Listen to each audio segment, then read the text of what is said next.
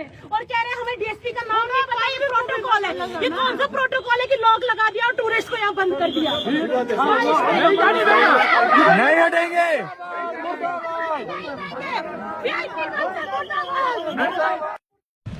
Hello भाई, सबको राम राम। कैसे हैं सब? तो भाई ये वीडियो सबने देखी होगी, सबकी फीड में आ रही होगी, कल से मेरी फीड में भी आ रही है और मुझे भी वाकई में बहुत गुस्सा दिला रही है। और मुझे तो वाकई में इतना गुस्सा आ रहा है, जिन सैनिकों से ये लड़ रही है वो 1947 से पहले के हैं, जब देश आजाद हुआ था। और तुम जैसे जेनजीज, वैसे तो तू जेनजीज नहीं है, वो तेरी शक्ल से दिख रहा है, बुढ़ी अम्मा, बुढ़ी शक्ल की।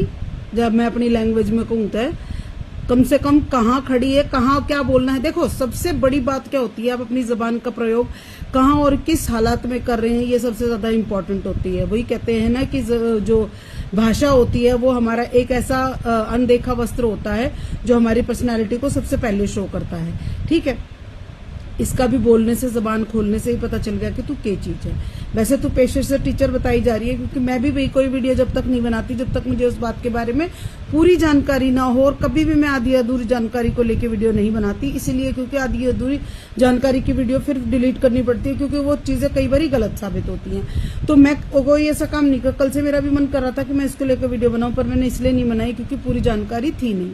अब ये पता चला है कि हापुड़ की कोई टीचर है, 46 ईयर्स इसकी एज है, जो ये अपने आप को जेनजीज चिल्ला रही है। जेनजीज का मतलब, फिर इसका मतलब बहन तुझे पता नहीं है। ठीक है, दूसरी बात, तेरी शक्ल से पता चल रहा है कि तू जेनजी तो नहीं है।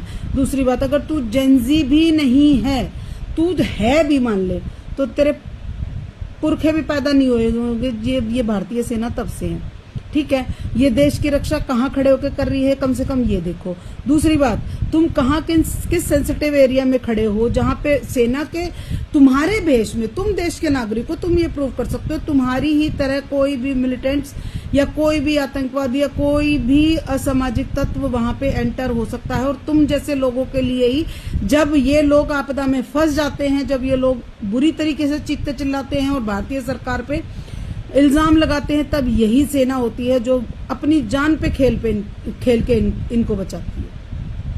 उस सेना के लिए तुम इतना गलत बोल रहे हो, इतने गलत हालात पैदा करना चाहते हो कि तुम्हारे साथ साथ कोई और भी चला जाए और कुछ भी असामाजिक तत्वों की एंट्री हो और कोई भी वहां पे गतिविधि हो जाए।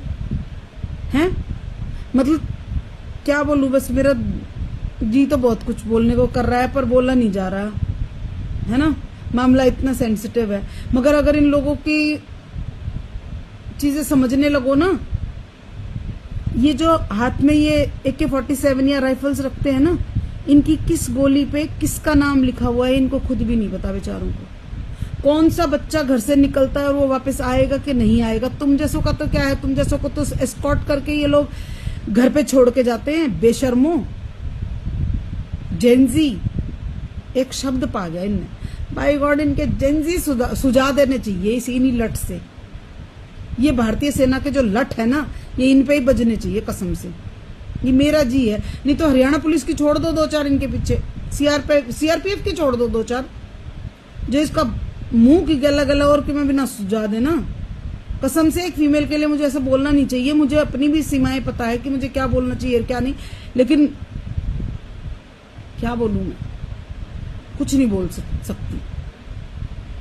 बस इतना ही कहूंगी, भगवान इसको सद्बुद्धि दे, और नहीं तो 2-3 घंटे के लिए मेरे पास छोड़ दे।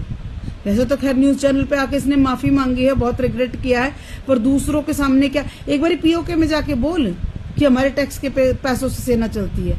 तेरे टैक्स के पैसों से मेरे मुंह से निकल जाएगा, मुंडे थोबड़े की ओढ़ थोबड़ा है तेरा, ये न ठा के पाकिस्तान में फेंक देता, आधा खत्म हो जाएगा।